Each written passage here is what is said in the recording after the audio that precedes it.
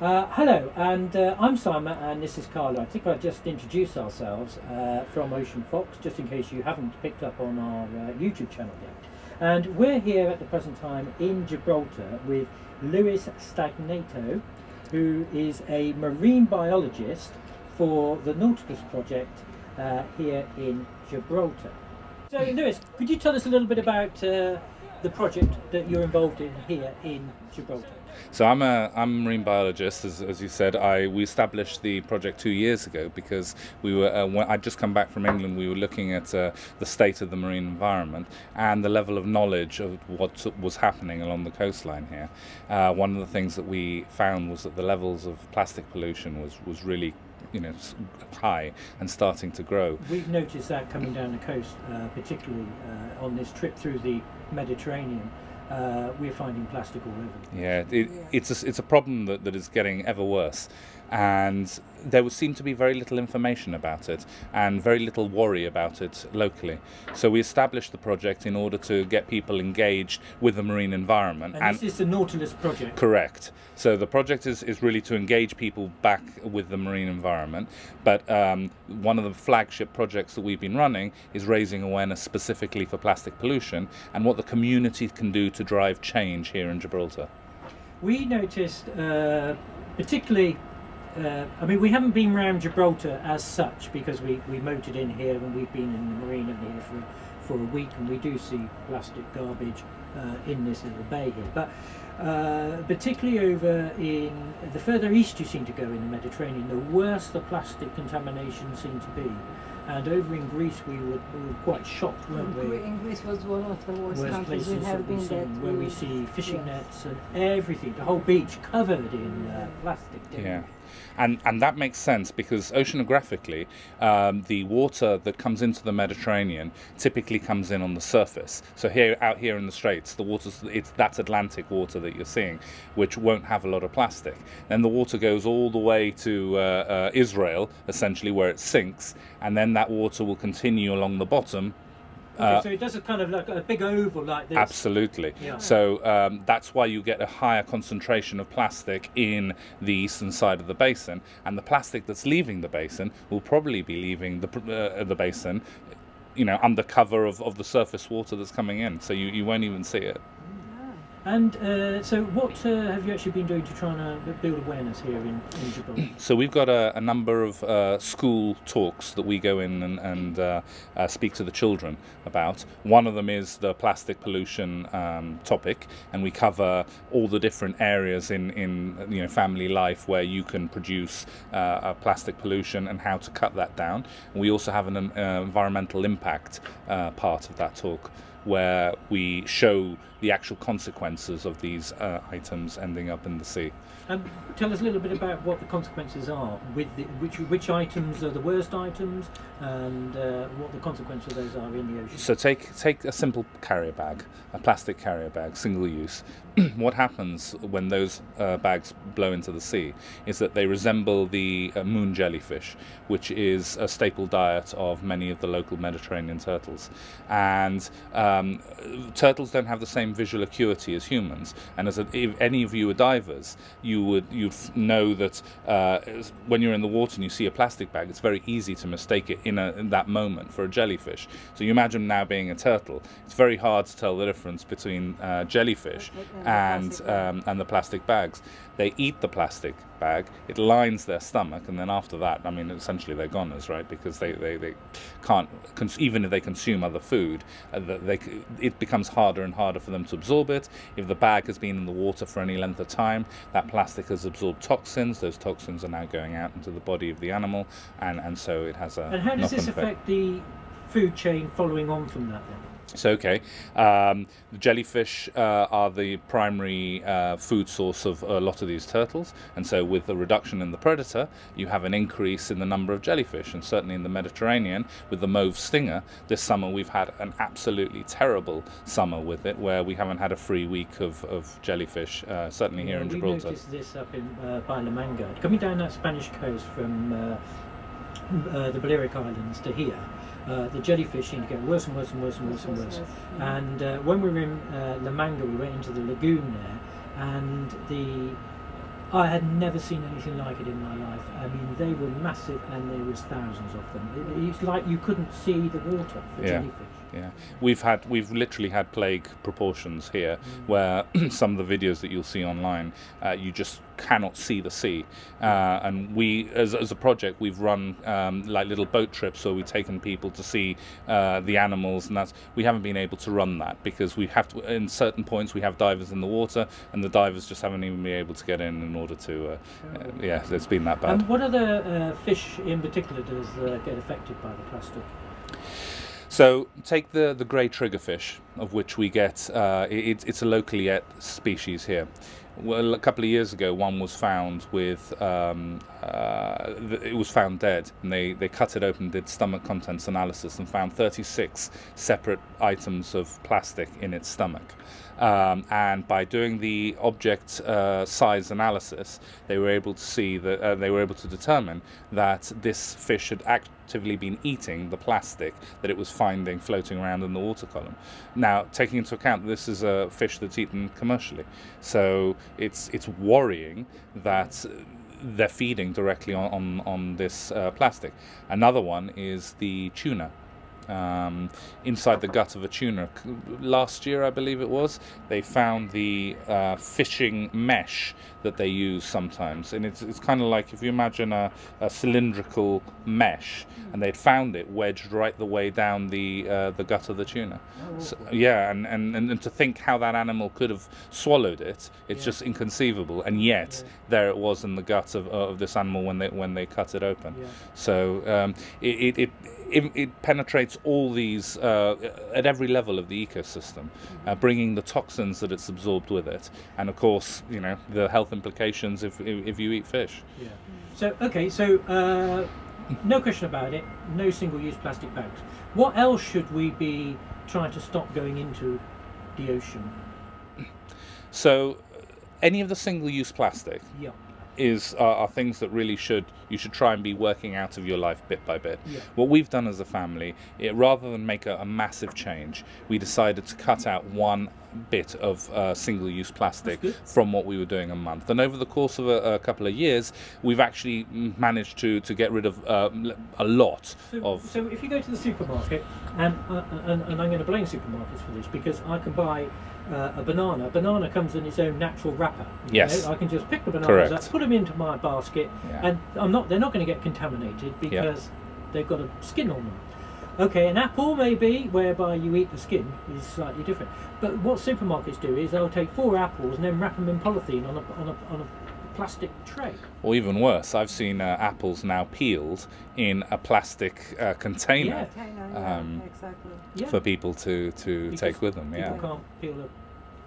Or they don't want the core, so it's only the wedges cut in a plastic container, correct? So okay, so month 1 then, we cut out, this is if I was at home, which I'm not on the boat, but if I was at home, so month 1, I cut out the carrier bag, so I take my carrier bag to the supermarket, which we do, don't we? We've been doing that for a long time. What's the next one then?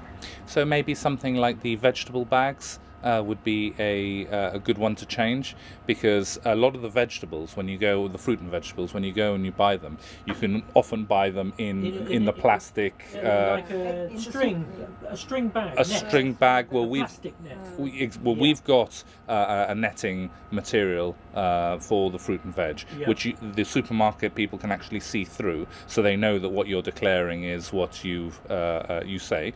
You stick the sticker on it, and it works just like the normal bags. Or if the supermarket provides it, like they do in America, the paper bags are perfectly good alternatives too. We saw some in Croatia. Paper bags in Croatia. At the vegetable. Yeah, they were quite well switched on there, weren't they? They did recycling everywhere. They did recycling everywhere. Whereas when we were in Greece, we didn't see any recycling whatsoever. We tried for fruits and vegetables, we try to go to local markets, so we don't have the plastic bags. We can just put in our bags. But in a lot of the local markets here, what you'll find is that they're all loose fruit and vegetables, but they will give them to you in a plastic bag rather than a paper one. And you just put it here. So what's number 3 then? If you cut out the plastic bag, then you cut out the bag that you put into the Waitrose. What did you do month 3? Yogurts, because the kids love yogurts, and the massive 90% of the range is all in plastic containers. And it's one pot And it's one pot. pot per portion, isn't it? And yet there are yogurts that are served in glass containers. And so all we did was we switched over to those yogurts instead. We've got month 1, month 2, month 3. So what can we do in month 4 to save on this single-use plastic in our households? Typically, if you switch over from your the plastic-covered washing powder, and you actually move to the boxed washing powder, where you got the traditional, the old-fashioned DAS. That's another way to reduce plastic very easily. This is something that if for every wash load you're putting in some of these capsules each time, those are going down into the sewer system, and if you don't have some sort of sewage treatment, that ends up going directly into the... Are you talking about just the capsules, or are you talking about the liquid detergents that you get in the... Well, the liquid detergents as well, because it's a plastic container. But if you have if you go to the powder, you're not getting the plastic capsules anymore, which end up going into the sea as well. What are we going to do in month 5 is going to be? Bamboo toothbrushes is a very good way. A toothbrush is something that, every sort of 3 months we're changing more or less in our bathrooms. Of course, the bristles are plastic and the handle is plastic itself. Again, the biodegradation times of these products are between 400 to about 600 years. That's what is estimated. Imagine the amount of plastic waste that's produced just from brushing your teeth. A bamboo toothbrush allows you to have the handle be completely biodegradable.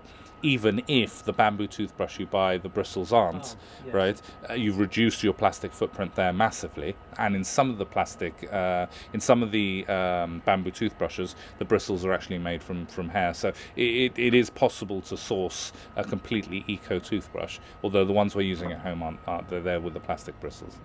It's when you start looking at it like that, of reducing one item per month, it isn't that difficult, is it? No, it's very easy. It's not actually that difficult to go, okay, well this month, because by the time you've got to the 28th day of the month, you've trained yourself, and it's a natural Exactly. thing.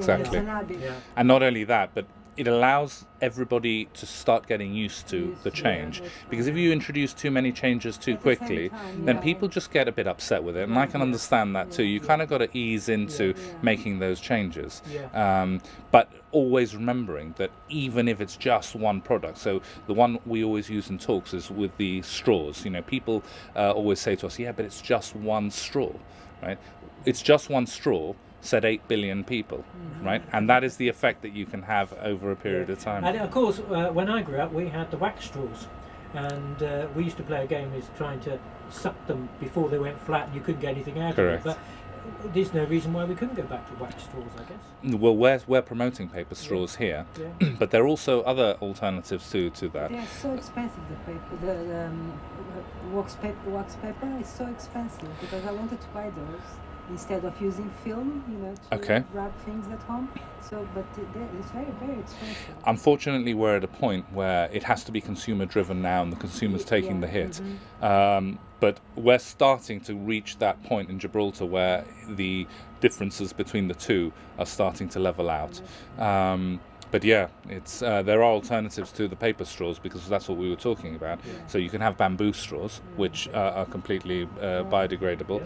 You can have metal straws that, like your metal cutlery at home, which you use if you want to have a drink and wash them in the same way. And one of the most novel ones I've seen is actually a pasta straws. And you could actually use those in a cocktail. You could literally throw them into the sea and they become fish food. Now, as you know, we're a sailing channel, so tell us a little bit about what the yachtsman can do on board their yacht, sailing around the ocean to help the environment. So there are two things that I would look out for on your yacht. So we were talking about brushing teeth, so let's stick with that. A lot of the whitening toothpaste contain microbeads, and these are plastic pellets they're put in the paste in order to increase the abrasiveness of the toothpaste. And as a result, it wears down your enamel a little bit, and it makes your teeth look nice and white, and that's essentially how it works. When you finish brushing your teeth, and that goes down the plug, that ends up into the sea, and that's one of the sources from certainly the planktonic fish end up eating those microbeads, and it ends up working its way into the ecosystem that way. That's one source. The other thing is with clothing. So try and use natural fibers, cottons and wools and that sort of thing, because nylon and polyester are essentially plastic products, and as you wash your clothes out at sea and that water ends up in the sea for whatever reason, the plastic microfibers break off the clothes as you wash, exactly, and you're just like spreading those out wherever you go. So, and again, same problem with the beads. The fish eat them, they're absorbing toxins whilst they're in the water, fish eat them, and then it works its way up the food web. And are we okay dumping our food waste over the side? Is that for the ocean, is that okay? Anything that's biodegradable is absolutely fine. So food waste is not a problem, because the bacteria are going to break that down and those nutrients are going to be recycled. So that's not a problem. But if there are other things that you're throwing over, maybe metals, tins and glass, I'd probably refrain from doing that. But they're not actually as bad as plastic. Oh, definitely, no. Orders a different scale. You know, if you're throwing plastic, you're doing a lot of harm. But if you're throwing glass, glass is actually, as we said before, inert in the environment, so it's much less of a problem. But it's an aesthetic thing as well. And what about fishing? Is there anything that we can do with fishing lines and things like that which would help? The nylon line, which is very strong, takes about 600 years to biodegrade. Of all the types, it's probably one of the worst. And if you lose that line or that line breaks, you know, that hangs around in the ecosystem for a long time. We tend to find lots of animals that are wrapped up in that nylon line, and they have no chance of escape. So to give you an example, last summer we cut free a spider crab, which is a protected species along our coast, which was completely covered in this nylon line. The video's on our YouTube channel, actually. The alternative is the braid, and if that breaks, or if that snaps and ends up, that does break down, and so you don't have the same problem. That's the next buy. It is more expensive, but and so this is the other side of it. Well, you know, I'm not trying to encourage you to break the bank in order to try and save the ocean. Do it in a sustainable way, both, you know, sustainable to you in terms of your habits, but also sustainable in terms of your budget. But these are things that can be done in order to make these changes. And where are you hoping the project to finish up in another 5 or 10 years' time? Well, I'm hoping it won't finish up. I'm hoping it'll finish with respect to the plastic. But there'll be many other campaigns that we want to continue working on. So just as an aside, PCB levels from ship hulls and that sort of thing have been associated with a lot of cetacean deaths, and there have been a lot of articles and things. Gibraltar is a major container port. Analysing and understanding what happens with these dangerous chemicals in the water is something that needs to be done and isn't being done. And what we'd like is for the project to continue looking at these dangers and assessing the dangers locally, and hopefully being able to assess the dangers in other parts of the local coastline. So, do you think it's spreading? I think so. I think the awareness that we're getting and the response that we've had, especially from children, has been fantastic. They really understand the message. To them, it's so simple. And the amount of adults that we get saying, you know, I was at the supermarket, I hadn't taken my bags, and I was there with my children. My children were saying, no, we're not taking any bags, and we were carrying all the stuff out. You know, and it's good. Children get it like that, which is fantastic. And they really are in Gibraltar. They're driving the change. That's fantastic. That's good. That's very good. Just tell us, when you were talking, you were saying about the beach cleanups and things like that, and the amount of plastic that you've collected, or the people have collected off the beaches, and in quite a short period of time. So locally, what we do is we do a circuit of all the local beaches. Typically, we do one every month, or if we have a private organisation that wants to get kind of team building exercise down to the beach, we might do it every 2 weeks. And the idea is to just go and really engage with the problem and see the problem firsthand, not just the big bits of plastic that get brought in by the sea or left behind by people, but that plastic once it started breaking down in the environment. and the volumes of plastic that we remove from the beach is horrible. On an average time, we can bring back between 60 and 80 kilos of plastic off the beach, but we've gone up to about 200 and 420 is the maximum that we've had. 420 kilos in any in a single beach clean. Take into account that it's a clean in an hour with groups of no more than about 20 people, 25 people at any one time. So it'll give you an idea of how much plastic each person is picking up. And actually, people must really appreciate that, because there's nothing worse than going to the beach. You're going to have your sandwiches and sit there and enjoy it, and you're sitting in a load of plastic. Yes. You know, I mean, it's much nicer for people to enjoy it. The scary thing is that we have there's a phenomena that happens in every time we do a clean, and you arrive and the team arrives and you can see them scanning the beach, and the first thing that they say is, you hear the murmurs, and they say, "This is pretty clean. I don't see any plastic here." And then you go, you do the talk, and you show them, you say, look in the sand. Look in the sand by your feet right now. Look for the blues, the greens, the yellows, the reds, right? And now start picking those bits up. And some people don't move from the spot they're in an hour because there's so much of it. They're tiny pieces, but they're all there. And the impression when they walk off after the hour is always the same. This is much worse than I'd ever given it credit for. And that's scary. That's scary, very scary. Well, I wish you the very best of luck. Thank you. And I think it's fantastic the way that you're actually making people aware of it. I mean, that's the goal, isn't it? To really highlight the problem. Really appreciate it. Thank you. Slowly, people will change. We're seeing a sea change here in Gibraltar at the moment. It's taken 2 years. We will. We will. We do pull the odd bit out. You know, if it comes up on the fishing line, we don't throw it back. We throw it into our rib at the back there, and then when we get somewhere, we dispose it. Well, that's the way to handle it. Yes. That is the way to handle it. You can't put life in danger, and I don't think anybody wants somebody to put life in danger to save a bit of plastic. But yeah. No, no, absolutely It's not. a balance. Yes, of course. Yeah. Okay. Thank you very much. Well, thank you. So as we say. Hello everyone, I hope you enjoyed this video where we had this lovely conversation with Lewis. Lewis from the Nautilus project, and I have to say I think he came up with some quite good ideas of how you can make a difference very slowly over a period of time. Yeah, small changes in your household that will make a big difference at the end. If you do one every month, as he was advising us to do, it will make a big difference at the end of the year, isn't it? And I think you have to be quite practical about this. You can't jump and do everything all at once. You can't. We're certainly going to make some changes, aren't we? We're going to change our washing powder system. Yes, and the fishing line. And the fishing line we're going to change. Yes. Because we do lose them. We have people who run over the fishing line sometimes. Yes, and we do, and of course they end up in the ocean. Yeah. But yeah, it's a big change because they are much more expensive.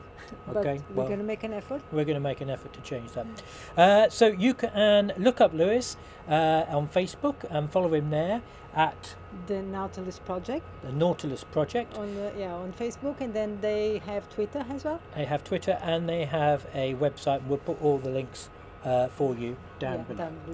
So thank you very much. Thank you very much. And we'll see you soon. Bye. Yes, bye.